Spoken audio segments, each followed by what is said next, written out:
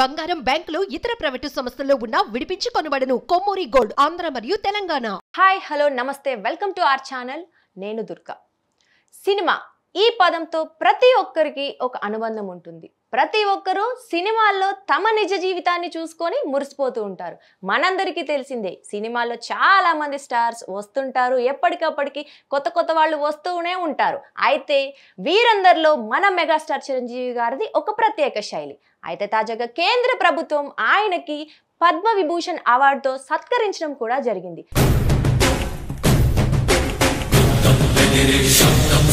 అయితే దీనిపై స్పందించేందుకు మన ముందున్నారు ఫిల్మ్ అనలిస్ట్ ప్రకాష్ యాదవ్ గారు. ఇప్పుడు ఆయన అడిగి చిరంజీవి గారి యొక్క ప్రస్థానాన్ని తెలుసుకుందాం. నమస్తే సార్. నమస్తే అండి. ప్రకాష్ యాదవ్ గారు, ముందుగా నాకు ఒక డౌట్, అసలు చిరంజీవి గారి గురించి తెలుసుకునే ముందు అసలు మీ గురించి తెలుసుకుందాం ఫస్ట్. సార్, అయితే మీరు జనరల్గా అయితే మీ ప్రొఫెషన్ అయితే ఫిల్మ్ అనలిస్ట్ కాదు. మీరు అసలు ఎందుకు మీకు అనలైజింగ్ చేయాలి ఫిల్మ్ గురించి అని ఆలోచన వచ్చింది? అసలు ఎలా మారారు ఇలాగా? అంటే ప్రతి వాళ్ళు సినిమా చూస్తూ ఉంటారు అండ్ ప్రొఫెషనల్గా ఒక కెమెరా ముందు వచ్చి చేయకపోవచ్చు, చెప్పకపోవచ్చు, కానీ వివిధ సందర్భాల్లో నలుగురు ఫ్రెండ్స్ కూర్చుంటే మాటల్లో డెఫినెట్గా ఫిల్మ్ అనే సబ్జెక్ట్ వస్తుంది. అండ్ తెలుగు రాష్ట్రాల్లో సినిమాకి అనేది చాలా ఒక ప్రత్యేకత ఉంది. అంటే కొన్ని ఏళ్ల తరబడి, పర్టికులర్గా సౌత్ ఇండియా, అందులో తెలుగు వాళ్ళలో సినిమా అంటే ఒక విపరీతమైన అభిమానం. నా ప్రొఫెషన్ వేరే, engineering graduate, so I work for a professional company. కానీ సినిమా అంటే చాలా ఇష్టం, చిన్నప్పటి నుంచి ఇష్టం, ఆసక్తి, ఇష్టం. సో సినిమా కూడా చాలా నేర్పుతుంది. I mean it influences society. నేను ఇలా ఇంతకుముందు అన్నట్టుగానే చాలామంది ఫ్రెండ్స్ ఉన్నారు నాకు తెలిసిన వాళ్ళలో, ఎక్కడైనా మీకు తెలిసిన వాళ్ళలో కూడా అయ్యి ఉండొచ్చు. వివిధ పొజిషన్స్లో ఉన్నవాళ్ళు కూడా, ఆయన ఒక పొలిటీషియన్ కావచ్చు, ఒక బ్యూరోక్రాట్ కావచ్చు, సీనియర్ పొజిషన్స్లో ఉన్నవాళ్ళు కూడా తప్పకుండా మనకు వచ్చే టాపిక్ అయితే ఇది. విశ్లేషించే ప్లాట్ఫామ్ ఉండకపోవచ్చు, కానీ ఆ ప్రైవేట్ కాన్వర్సేషన్లో ఇంకా చాలా బాగా విశ్లేషించే వాళ్ళు ఉంటారనమాట. సో ఇప్పుడు ఏమైందంటే, ముందు ప్రొఫెషనల్గా ఉండాలంటే ఛానల్స్ చాలా తక్కువగా ఉండేవి, అంటే ఏదైనా ప్లాట్ఫామ్ చాలా తక్కువగా ఉండేది. ఇప్పుడు ఎక్స్ప్రెస్ చేయడానికి మీ దగ్గర ఒక ఫోన్ ఉంటే చాలు, you can reach out to lot of technology బాగా పెరిగిపోయింది. అది అనమాట. అయితే చిన్నప్పటి నుంచి ఇప్పుడు చిరంజీవి గారి టాపిక్ వచ్చింది కాబట్టి చిరంజీవి గారి సినిమాలు చూస్తూనే పెరిగాము. So is a different actor, a different person. Exactly. And he deserves this highest, it is the second highest award in the country. Yes. And ఇందులో కూడా ఏంటంటే సినిమా ఫీల్డ్కి సంబంధించి ఓన్లీ నలుగురికే వచ్చింది. యాక్టర్స్లో అయితే నాగేశ్వరరావు గారికి వచ్చింది, తర్వాత చిరంజీవి గారికి ఇది అనమాట. మిగతా ఇద్దరు బాలసుబ్రహ్మణ్యం గారు, బాలమురళీకృష్ణ గారు. So is a different personality. Absolutely. అంటే పద్మవిభూషణ్ అవార్డు ఇచ్చిన ఇంతకుముందు మనకు తెలిసిందే, పద్మశ్రీ వచ్చింది, పద్మభూషణ్ వచ్చింది, తాజాగా పద్మవిభూషణ్తో కూడా ఆయన సత్కరించడం జరిగింది. మన తెలుగు వాళ్ళందరికీ నిజంగా గర్వకారణం. అయితే అసలు కొణిదెల శివశంకర వరప్రసాద్ అనే ఒక మామూలు వ్యక్తి, ఎటువంటి గాడ్ ఫాదర్ లేడు తనకి నిజంగానే, అయినప్పటికీ ఇండస్ట్రీలో నిజంగా ఒక మెగాస్టార్గా మనందరితో మెగాస్టార్ని పిలిపించుకునే రేంజ్కి ఎదిగారు. అలా అవ్వడానికి కారణాలు ఏంటి? అసలు ఆయన ఎంత శ్రమ పడితే ఈ స్థాయికి వచ్చి ఉంటారంటారు? మీకు చెప్పినట్టుగానే చిరంజీవి గారిది ఒక ప్రత్యేక స్థానం ఇండస్ట్రీలో. అంతకుముందు అంటే సినిమా అనేది ఒక ఇండస్ట్రీ లాగా మొదలైనప్పుడు నాగేశ్వరరావు గారు, ఎన్టీ రామారావు గారు డిఫరెంట్ బ్యాక్గ్రౌండ్స్ నుంచి వచ్చారు. ఆ తరం వేరు. కానీ ఈ తరం వచ్చేసరికి ఎస్టాబ్లిష్డ్ ఫ్యామిలీస్ నుంచి హీరోస్గా రావడం మొదలెట్టారు. ఇప్పుడు ఆయన తరంలో ఉన్న మిగతా ముగ్గురు హీరోలు, బాలకృష్ణ గారు, వెంకటేష్, నాగార్జున, సో వీళ్ళందరూ కూడా ఫిల్మ్ బ్యాక్గ్రౌండ్ ఉంది. సో వాళ్ళ వెరీ ఫస్ట్ పిక్చర్ హీరోగా వాళ్ళు పరిచయం అయ్యారు అన్నమాట. So they were introduce as a hero. కానీ చిరంజీవి గారికి ఏ సినిమా బ్యాక్గ్రౌండ్ లేదు. 1978లో ఫస్ట్ పిక్చర్ అయింది ప్రాణం ఖరీదు. యాక్ట్ చేసిందేమో పునాదిరాలు, అది తర్వాత రిలీజ్ అయింది ప్రాణం ఖరీదు. సో అలా అంచెలంచెలుగా చిన్న రోల్స్ వేసుకుంటూ ఆయన ఒక స్టార్డమ్ అటైన్ అయ్యారు. చాలా స్ట్రగుల్ అది. సో బ్యాకింగ్ లేకపోతే అతను ఒక ఫుల్ ఫ్లెడ్జ్డ్ హీరోగా చేసేసరికి ఒక 7-8 సినిమాలు అయినాయి. అయితే ఆయన సెకండ్ పిక్చర్ రిలీజ్ అయింది మన ఊరి పాండవులు. అది చూసినప్పుడే అనుకున్నాం, అంటే చాలామంది మేము చూసిన వాళ్ళం అనమాట. అందులో 5గురిలో ఒకడు పాండవుల్లో. సో ఆయనతో పాటు అందులో ఆ రోజు యాక్ట్ చేసిన వాళ్ళందరూ చాలా పెద్దవాళ్ళే. కృష్ణంరాజు గారేమో కృష్ణుడి టైప్ రోల్ ప్లే చేస్తారు, మురళీమోహన్, ప్రసాద్ బాబు, భానుచందర్, ఇలాంటి పెద్ద స్టార్స్ మధ్యలో తను ఒక్కడున్నాడనమాట.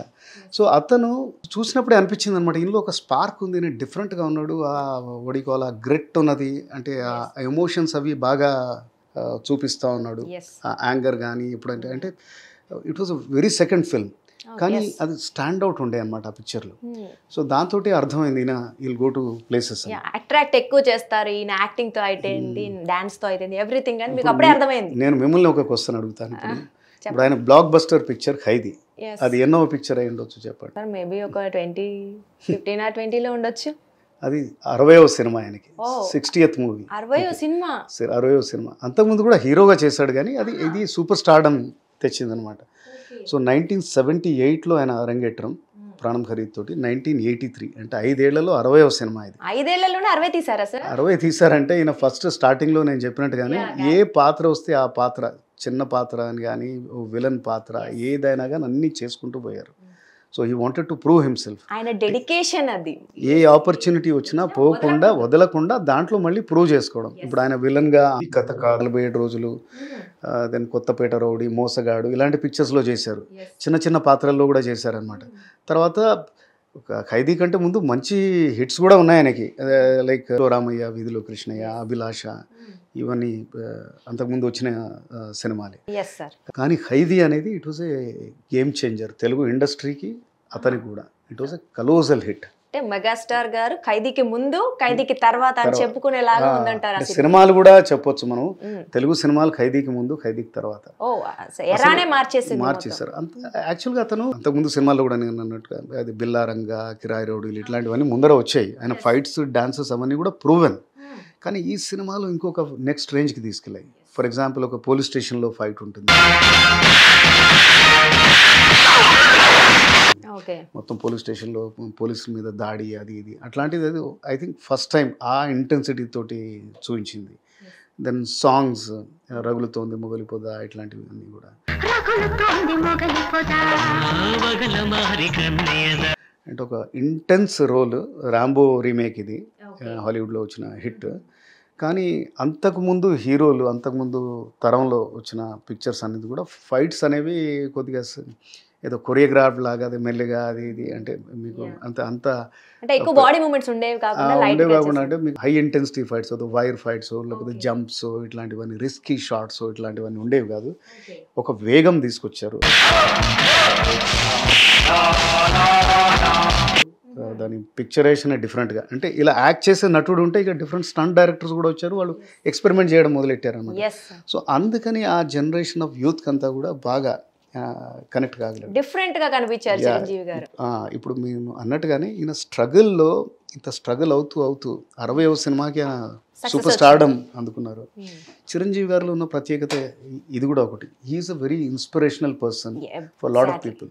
ఎంతోమంది అండర్ డాగ్స్కి, అంటే మేము కూడా ప్రయత్నిస్తే ఆ లెవెల్కి వెళ్ళొచ్చు, మా వెనకాల బ్యాక్గ్రౌండ్ ఉండక్కర్లేదు, మేము స్టార్ ఫ్యామిలీ నుంచి రానక్కర్లేదు, లేకపోతే వేరే జీవితంలో మీరు ఇంకేదైనా అవుదాం అనుకుంటున్నారు, కష్టపడితే స్వయం కృషితోటి, ఒక సినిమా పేరు కూడా అది వచ్చింది, స్వయం కృషితోటి ఇంత చాలామంది మోటివేషనల్ స్పీకర్స్కి సబ్జెక్ట్ చిరంజీవి గారు చాలా చోట్ల చెప్తారు కూడా. మనము వింటే ఇప్పుడున్న హీరోలు ఎవరైతే ఉంటారో మీకు ఇన్స్పిరేషన్ ఎవరు మూవీస్ లోకి రావాలి అని, మీకు అసలు హీరో అవ్వాలని ఎలా అనిపించింది అని ఒక క్వశ్చన్ అడిగితే మోస్ట్ ఆఫ్ ది పీపుల్ అంటే 90% హీరోస్ ఏం చెప్తారంటే చిరంజీవి గారు సినిమాలు చూసి నేను పెరిగాను, చిరంజీవి గారిని చూసి ఆయనలా నేను ఒక హీరో అవ్వాలి అని వచ్చానని చాలా మంది. అంటే వాళ్ళలో కూడా ఒక నమ్మకం, అంటే ఎక్కడో ఆశ, నేను కూడా కావచ్చు అలా అని. సో ఇప్పుడు చెప్పినట్టుగానే ఇతను ఒక మొత్తాన్ని ట్రెండ్ని మార్చేశారు, యాక్షన్ సీక్వెన్సెస్ అండ్ అట్లాగే డాన్సెస్.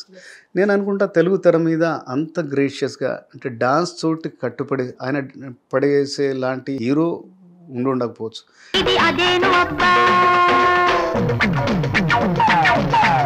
జస్ట్ అతని డాన్స్ చూడడానికి రిపీట్ ఆడియన్స్ వస్తాం. అప్పట్లో అయితే ఆయన డాన్స్ హైలైట్ అసలు. ఎగ్జాక్ట్లీ. అంటే మనం రాధ గారు, చిరంజీవి గారు కాంబినేషన్ లో చూసినట్లయితే చాలా మంది వాళ్ళ డాన్స్ కి ఫ్యాన్స్ అయిపోయి అవి చూడడానికి ఎక్కువగా థియేటర్స్కి వచ్చిన వాళ్ళు కూడా చాలా సందర్భాలు చూసాము. అయితే ఎన్ని సినిమాలు తీసేస్తారు ఇప్పటి వరకు? అంటే ఆయన సక్సెస్ఫుల్ గా మీరు చెప్పారు 5 years లోనే 60 films తీశారు. దాని కూడా కారణం ఉంది, చెప్పిన చిన్న చిన్న పాత్రలు. ఇయర్కి ఆల్మోస్ట్ 12-14 మూవీస్ తీసేవాళ్ళు. ఆయన ఖైదీ వచ్చిన ఇయర్ 1983. ఆ ఇయర్లో కూడా నేను అనుకుంటా అరౌండ్ 12 to 14 మూవీస్ చేశారు ఆ ఇయర్లో కూడా, ఒక్క ఇయర్లో. అంటే జస్ట్ ఇమాజిన్ చేయండి ఎంత వర్క్ ఉంటుంది. అంటే అసలు గ్యాప్ లేదు, ఫ్యామిలీకి కానీ దీనికి టైం లేకుండా చాలా కష్టపడితేనే కదండి మెగాస్టార్ అయ్యారంటే. అంత ఈజీగా ఏమో అవ్వరు. సరే, అయితే మనం చూసుకున్నట్లయితే మెగాస్టార్ గారి కామెడీ టైమింగ్ కూడా చాలా బాగుంటుంది, చాలా మందికి ఇష్టం. అసలు ఏంట్రది మందన్నా ఓ స్మాలేమంటావా? అంటే ఆయన మనం చూస్తే డాన్స్ బాగా చేస్తారు, యాక్టింగ్ బాగా చేస్తారు, కామెడీ బాగా చేస్తారు, ఎవ్రీథింగ్. మనం చూస్తే ఆయన మైథలాజికల్ మూవీస్ తీశారు, ఫ్యాంటసీ మూవీస్ తీశారు, కామెడీ మూవీస్ తీశారు, ఎవ్రీథింగ్ ఆయన తీయగలరు. అయితే మనం చూసుకుంటే ఆయన కొన్ని ఇయర్స్ తర్వాత కొంచెం గ్యాప్ ఇవ్వడం జరిగింది. ఏది ఎప్పుడైతే ప్రజారాజ్యం పార్టీ పెట్టారో రాజకీయాలకు వచ్చే ముందు కొంచెం గ్యాప్ తీసుకున్నారు. సినిమాలకి చాలా బ్రేక్ వచ్చేసింది, ఫ్యాన్స్ అందరు కొంచెం. అలా కాదండి, తన కెరియర్లో అంటే ఆయన కెరియర్ 1978లో స్టార్ట్ అయ్యి ఆయన last picture was in 2007, Shankar Dada Zindabad. అంటే ఆల్మోస్ట్ 30 సంవత్సరాలు. 30 సంవత్సరాల తన ప్రయాణంలో అక్కడక్కడ తనకి కాస్త స్లో పీరియడ్ కూడా వచ్చింది. 1987 ముందర ఒక 2-3 సినిమాలు ఫ్లాప్ అయ్యి కొద్దిగా నిరాశలో ఉండే. దెన్ 1987లో సమ్వేర్ అరౌండ్ ఆగస్ట్ సెప్టెంబర్లో పసివాడి ప్రాణం అనేది మళ్ళీ ఆయనకు ఒక మళ్ళీ న్యూ లీజ్ ఆఫ్ లైఫ్ లాంటిది ఇచ్చిందనమాట. సో అలా ఇచ్చింది. సో దాంతో మళ్ళీ ఎదిగారు, తన పొజిషన్ని తను కంట్రోల్లోకి తెచ్చుకున్నారు. దెన్ 1990 to 92 అది చాలా చాలా ఇంపార్టెంట్ ఇయర్స్ ఫర్ చిరంజీవి గారు. జగదేక వీరుడు అతిలోక సుందరి వచ్చింది, దెన్ రౌడీ అల్లుడు వచ్చింది. Gharana Mogudu was a biggest blockbuster. Gharana Mogudu release అయ్యాక national level magazines like India today, week అక్కడ కూడా is the biggest star of India అని ఆర్టికల్స్ వచ్చాయి. అమితాబ్ బచ్చన్ కంటే కూడా పెద్ద నటుడు అని. ఆ రోజుల్లో ఘరానా మొగుడు 10 crores కలెక్ట్ చేసింది. So it was a very big hit. అది అప్పుడు చాలా పెద్ద పీరియడ్ అనమాట. సో అలాగే ఒకానొక టైంలో మళ్ళీ 97 ముందర some kind of Big Boss ఇట్లాంటి రిక్షావుడు ఇలాంటి సినిమాలు ఫ్లాప్ అయిపోయి ఒక సంవత్సరం, ఐ థింక్ 1996 అనుకుంటా, సినిమాలే చేయకుండా కూర్చొని ఆలోచించి కొద్దిగా స్లో చేసుకొని ఇయర్కి 1-2 చేస్తూ హిట్లర్ తోటి మళ్ళీ ప్రయాణం మొదలెట్టి మళ్ళీ హిట్స్ బాట పట్టారన్నమాట. సో బట్ మళ్ళీ కొన్ని 1-2 ఫ్లాప్స్ వచ్చాయి. 2002లో ఇంద్ర, దెన్ మాస్టర్ ఇట్లాంటి పిక్చర్స్ తోటి, ట్యాగోర్, మెసేజ్, సోషల్ మెసేజ్ ఇస్తున్నారు. ఇవి కలోజల్ హిట్స్ అయ్యాయి, ఇందిరా అండ్ ట్యాగోర్. ఓకే, ఇవి చాలా పెద్ద హిట్స్ అయ్యాయి. తర్వాత శంకర్ దాదా ఎంబీబీఎస్ 2004 వరకు బాగానే సాగింది ప్రయాణం. తర్వాత మళ్ళీ సినిమాలు నడవకపోవడం. దెన్ 2007లో జిందాబాద్ అనేది పెద్ద డిజాస్టర్ కావడంతో తను అప్పుడే అంటే ఇక్కడ బీజం కూడా పడింది అతనికి, ఏది ఇందిరా ట్యాగోర్ తోటి పొలిటికల్ బీజం. ఇంకో విషయం ఏంటంటే తెలుగులో సినిమా ఫీల్డ్లో ఎన్టీఆర్ గారి తర్వాత అంత పాపులారిటీ ఉన్న యాక్టర్ చిరంజీవి గారే. మొత్తం అక్రాస్ ద సెక్షన్స్, పిల్లల నుంచి పెద్దల దాకా అందరికీ కూడా అతను కనెక్టెడ్. ఇంకోటి మంచి మనిషి అతను. బేసికలీ ఆయన నాన్ కాంట్రవర్షియల్, ఎవరిని ఇబ్బంది పెట్టాడు, ఏదో కాంట్రవర్షియల్ స్టేట్మెంట్ చేయడు అలా అనమాట. సో అందరు కనెక్టెడ్ మనిషి. సో ఆయన కూడా అసలు మంచి అవకాశం ఉండే, అతను కాలేకపోయాడు, అది దురదృష్టం. సో బట్ తను సెంట్రల్ మినిస్టర్ అయ్యాడు అలా. అదొక సో ప్రతి యాక్టర్ కెరియర్లో ఉన్నట్టే అప్స్ అండ్ డౌన్స్ ఈయనకు కూడా ఉన్నాయి. దర్వర్ 1-2 డౌన్స్ 1987లో ఒకసారి వచ్చింది, 94లో ఒకసారి వచ్చింది. ఇంకా 2007 ఆ ప్రాంతాన్ని వచ్చేసరికి సరే సినిమాలు వద్దు, నేను దీంట్లోకి వెళ్తానని పొలిటికల్గా అంటే పొలిటీషియన్ అయిపోదాం అనేసి వెళ్ళిపోయారు. సరే అయ్యారు కదండి, అక్కడ కూడా కొంచెం ఒక పదవి అయితే అలంకరించడం జరిగింది. స్టిల్ ఓకే, ఇప్పుడు మళ్ళీ మన సినిమాలు బాటపట్టారు మెగాస్టార్ చిరంజీవి గారు. తర్వాత 150th ఫిలిం అయితే ఏంటి, ఏదైతే ఏంటి, చాలా మనకి మంచి కలెక్షన్స్ అయితే ఇచ్చాయి. అంటే చిరంజీవి గారు ఒక కొత్తదనాన్ని కోరుకుంటున్నట్టుగా ఎప్పటికప్పుడు కొత్త స్టోరీ వెతుక్కుంటున్నారు. అందులో కొన్ని సెలెక్షన్స్లో ఫ్లాప్స్ కూడా జరగడం జరిగింది, కానీ స్టిల్ ఎప్పటికప్పుడు మనకు కొత్తదనాన్ని అయితే ప్రజెంట్ చేస్తున్నారు. అంటే మీరు పర్టికులర్గా పర్సనల్గా మీరు చిరంజీవి గారిని ఎలా చూడాలనుకుంటారు సార్? అంటే ఒక కామెడీ టైమింగ్ ఇష్టమా మీకు, ఆయన డాన్స్ ఇష్టమా, లేదా ఆయన ఏదైనా మైథలాజికల్ మూవీ చేస్తే చూడాలనుకుంటున్నారా? ఇప్పుడు తనతో తీసే డైరెక్టర్లు అందరూ కూడా new generation of directors, young brigade, వీళ్ళందరూ కూడా ఆయన సినిమాలు చూస్తూ పెరిగిన వాళ్ళు. వాళ్లకు తెలుసు ఈయనని ఎలా ప్రజెంట్ చేస్తే బాగుంటుంది అనేసి. 2007 తర్వాత 2017లో 10 years గ్యాప్ తర్వాత ఆయన ఖైదీ నంబర్ 150 వచ్చిందనమాట.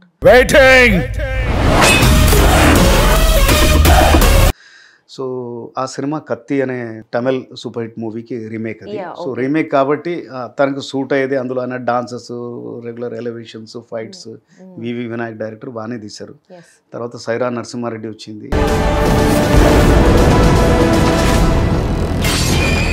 అది హిస్టారికల్ ఫిల్మ్, స్వాతంత్ర పోరాటం టైంది. అవును. అది అంతగా ఆడలేదు.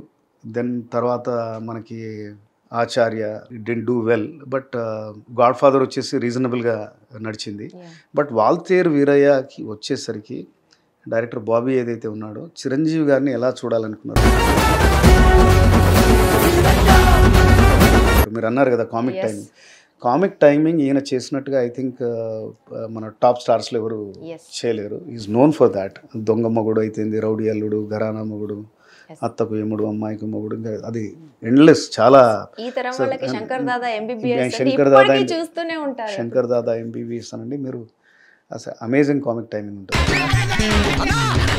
మళ్ళీ ఏంట్రా కాలేజ్ ఇటే ఓ సో ఆయన డాన్స్, ఆయన ఉగ్ర రూపం, అంటే ఆయన ఫెరోషియస్ రోల్స్, దెన్ ఆయన డైలాగ్ డెలివరీ, దెన్ ఈ కామిక్ టైమింగ్, ఇవన్నీ కూడా బాగా చేసి దాన్ని కరెక్ట్ పాల్లో మిక్స్ చేసి తీసిన సినిమానే వాల్తేరు వీరయ్య.